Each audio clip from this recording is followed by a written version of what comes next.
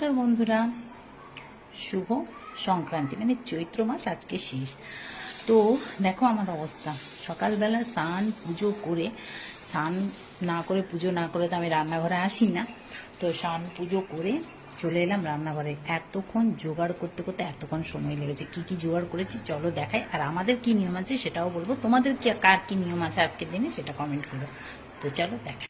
এই দেখো এখানে এত রকম সবজি আজকে পাচন করতে, এখানে সব রকম জিনিস আছে। মূলো, বেগুন, কুমড়ো, ঝিঙে, চিচিঙ্গে, বরবটি, পুঁই শাক, পুঁই ডাঁটা, কাটোয়া ডাঁটা, সজনে ডাঁটা, আলু, মিষ্টি আলু, আর এঁচোড়, কাঁচা আম, তেঁতো শাক, অনেক রকম মূলো সব আছে।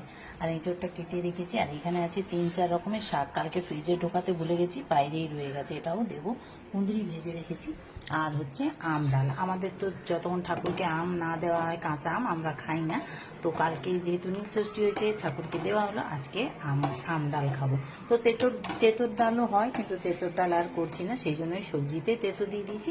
আর এটা মুগ ডাল দিয়ে তেঁতোর ডাল করবো। মুগ ডাল, আম ডাল, তেঁতোর ডাল নয়।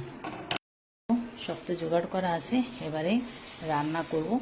আর আমি গোটা এঁচোড় কেটে রেখেছি গাছের, দেখো এগুলো সব তুলবো।